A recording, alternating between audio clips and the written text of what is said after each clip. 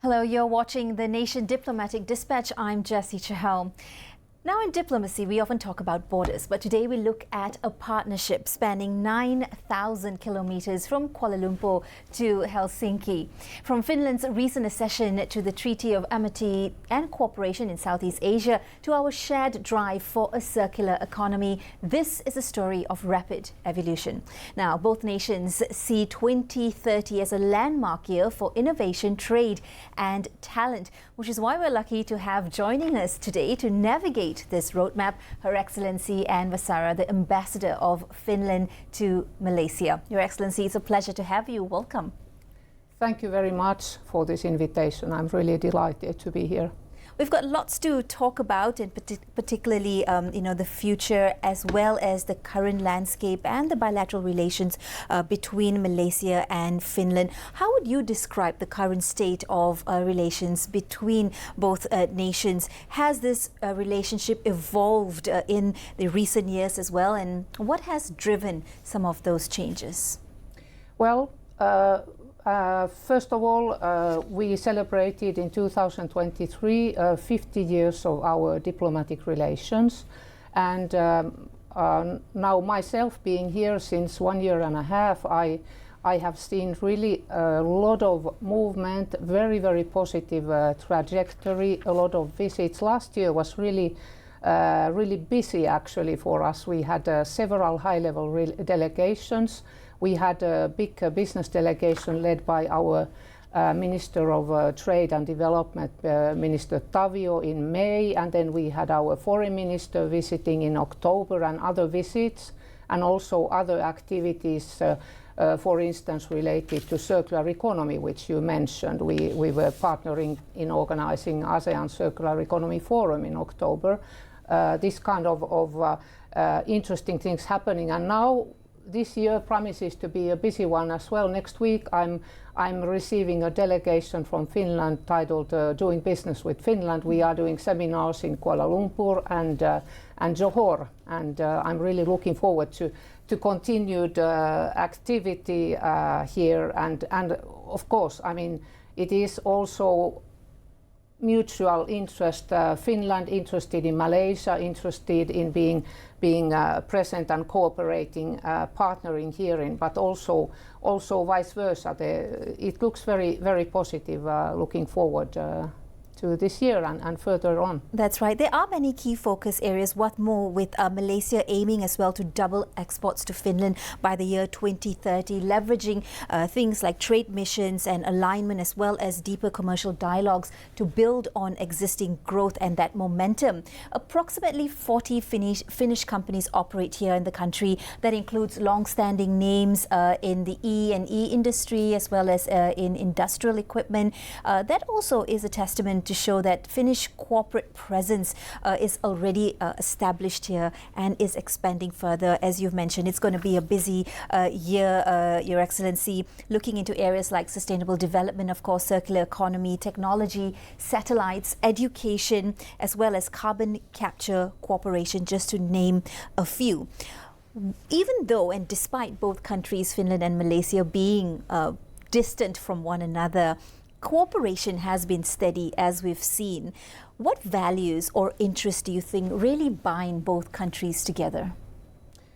Well, first of all, I think it would be maybe interesting to say that when we talk that we are like more than 9,000 kilometers apart, and countries are quite different, because Malaysia being a tropical country and Finland, 1/3 of our country actually is above the Arctic Circle, and Finland 6 million people, Malaysia 6 times more, but at the same time we share a lot in common. For instance, forests.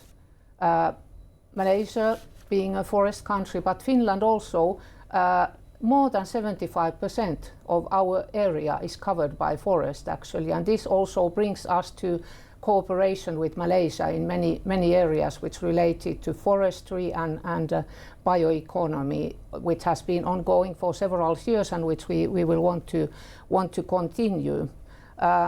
These concrete activities, but then looking at the political landscape today, I think that an important aspect we share with Malaysia is the engagement and willingness to uphold the international rules-based system and multilateralism. And also important is our endeavors to go forward related to sustainable development targets and of course climate change, work related to climate change. There's so many things where we can cooperate, and you also mentioned. And then probably just to give one concrete example of sort of complementarity or synergies that we have. In Finland, we have a great level of know-how in high-tech, ICT, connectivity, cybersecurity. And here in Malaysia, you are since decades a big producer of semiconductors, and you have this new growing data center economy and ecosystem related to that, and also, of course, artificial intelligence. So there's a lot of synergies we could build on.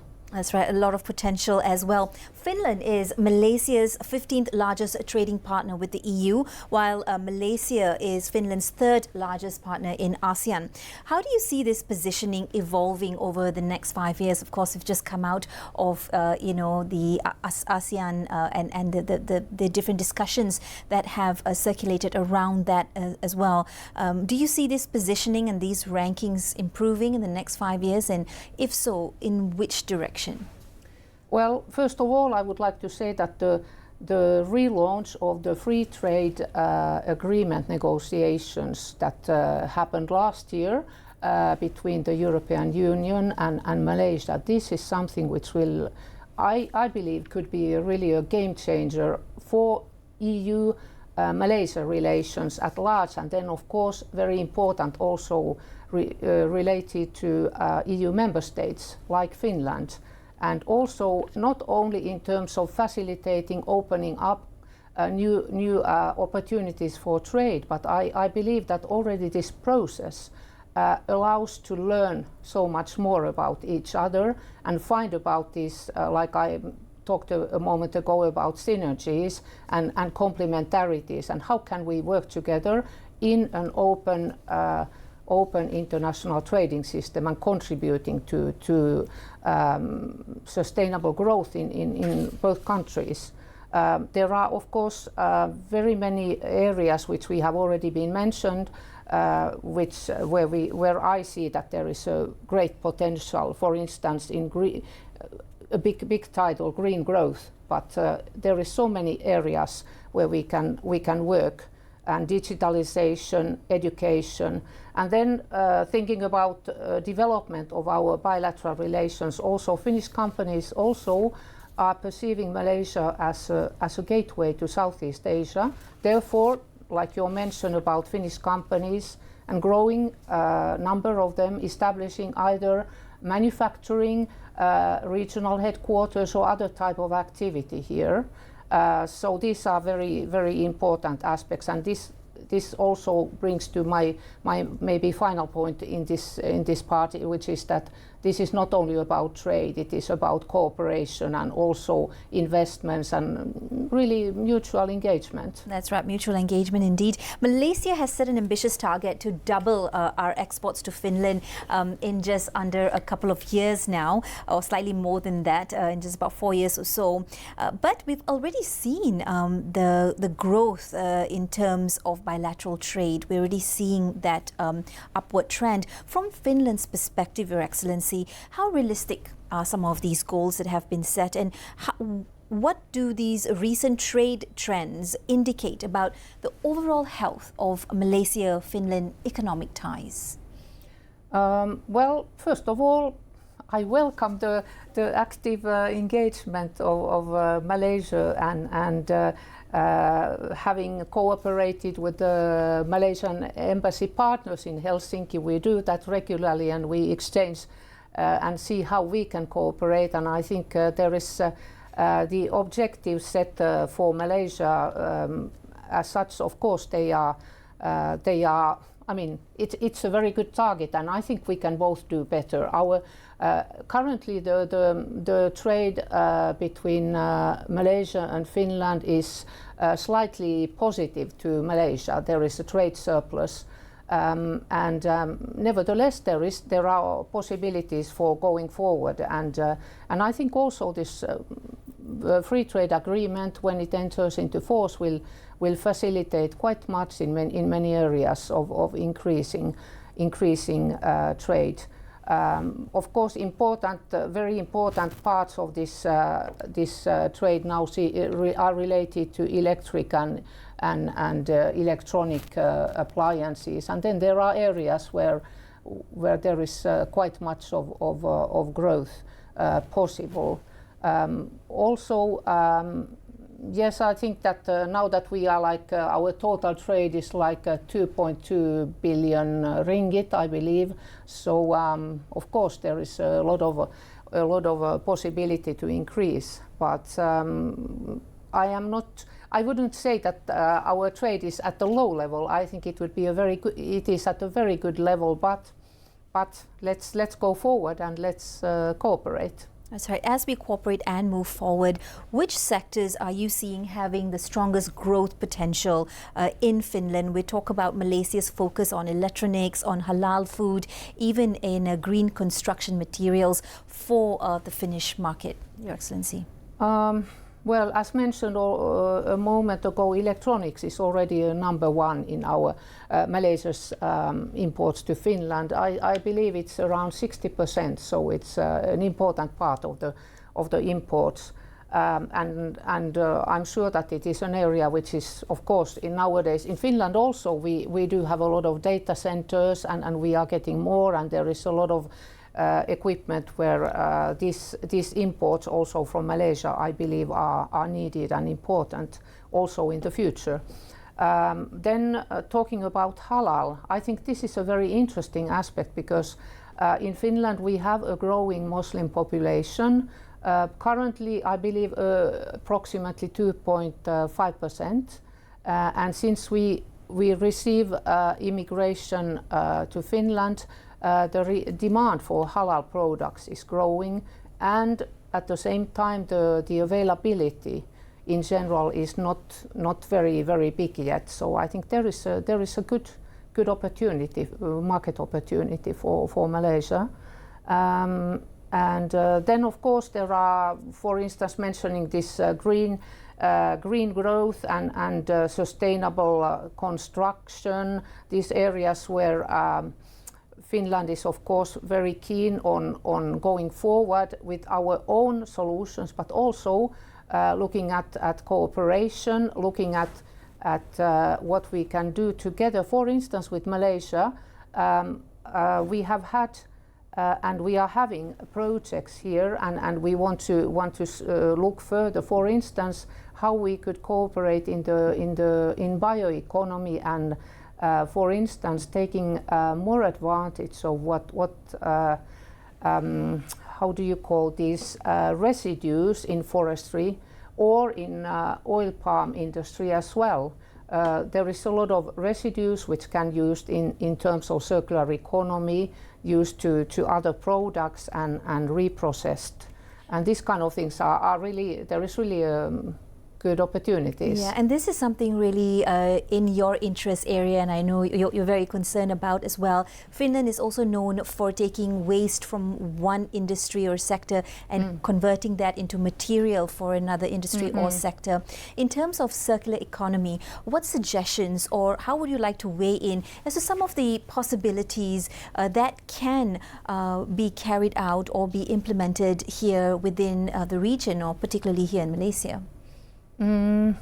Well, first of all, yes, circular economy. I'm very keen on. I have been working quite much with circular economy over a couple of past years before coming to Malaysia, and just enough to see how important circular economy would be for in terms of sustainable development and achieving our climate goals globally. And of course now we are talking about Finland and Malaysia. When I'm asked that what kind of lessons and so on, I'm a bit hesitant, because I mean, first of all, giving lessons is not always great because you know, you can take them in a different ways. And then another one is that one size doesn't fit all, but of course there are things which do fit in many places.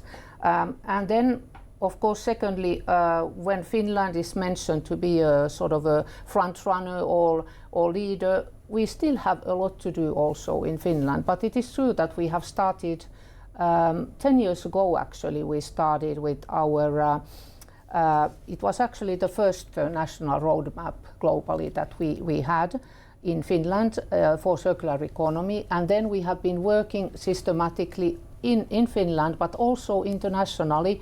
For instance, creating what is called the World Circular Economy Forum, which actually nowadays has become a prime convening force for the circular economy, and therefore really important in our international cooperation where we want to advance circular economy. But then when you ask about if do I have time to give a few examples of because I know you are very interested and you do want to share with us, so please do. No, I wanted to just to maybe touch upon three things which I believe are important in Finland. One of them is the cooperation, one of them is what happens in the private sector, and one is then a sort of a thematic issue which I would say looking beyond waste. Okay. So perhaps you could expand on that, looking beyond waste. Yes, and if I may, first of all, if I may say a few words about cooperation, because this is something which is really essential in how we did work with our national action plan, and we have a national government level decision. So whole government decision on circular economy, and it is implemented then by the relevant ministries and agencies and at local communal level in Finland, in the whole country. And what I think has been a winning recipe there is this word of cooperation, so that those who are really instrumental in bringing things forward, they cooperate. I was part of this secretariat in my previous position as Finland's ambassador of circular economy. We had every Tuesday morning weekly meetings, Ministry of Economy and Employment, Ministry of Environment, Ministry of Foreign Affairs, and some others, depending on what was on the agenda. Right. But we were driving this forward, and myself only on the international part, but nationally also these other colleagues, and really weekly, daily, very frequent cooperation. So I think this is key.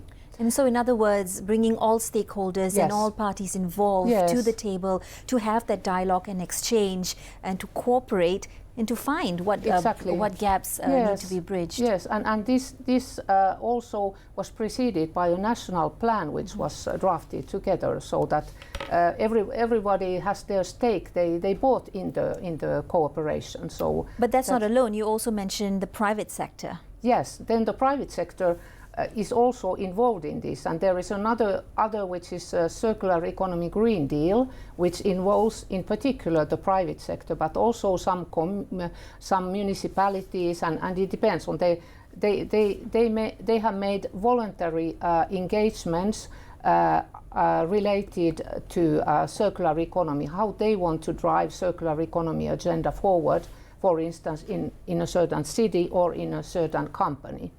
And then one aspect which relates to this and which I think is relevant, very relevant actually for Malaysia, is actually related to ecosystem creation and, for instance, industrial parks, because here we come close to the waste aspects as well, because you can see waste as waste, but you can see waste as resource. And if you have industrial parks where you have companies together, where one company can benefit from what another company considers waste, but it is not waste actually, it is valuable resource. One current example that you see a lot about in in the newspapers, in the media nowadays is battery recycling, for instance, and getting the rare earth materials from the batteries. There is so much you can recycle. Well, there's much, of course, to talk about. With not much time left on the clock, I want to get into investment and the Johor Special Economic Zone. Finland has shown growing interest in this particular Johor-Singapore Special Economic Zone, or otherwise known as the JESSY. From your perspective, Your Excellency, what makes Malaysia, specifically the Special Economic Zone in Johor, such an attractive gateway, and why is there so much interest in this particular zone? Well, I think part of it relates to also this general growing interest to this area. But yes, there is already a number of Finnish companies who have manufacturing there, and already many years before the SEZ.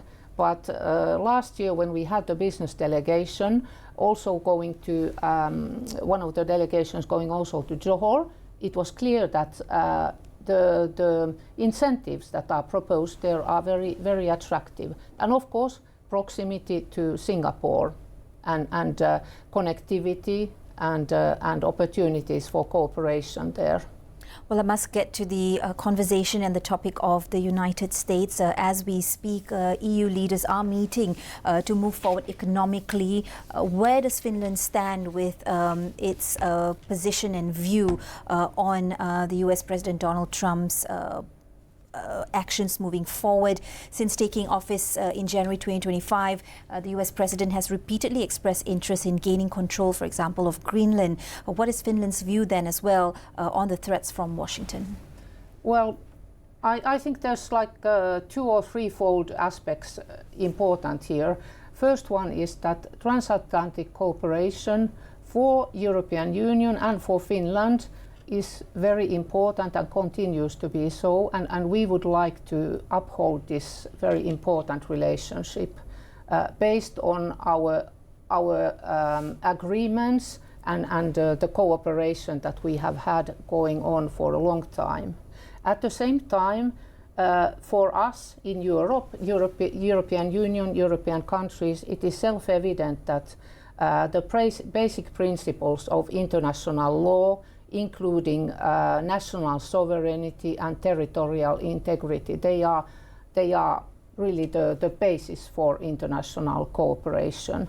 Now, in the current situation, Finland and the European Union, we support strongly Denmark and Greenland, and of course Greenland's affairs can only be decided by Denmark and Greenlanders themselves. Now the current situation really with the tariffs that we have and we're hearing the US President wants to put on 100% tariff. Yeah, I don't know if it's 100% now. It was a bit less yesterday, but that's what we're hearing at this point. Okay, so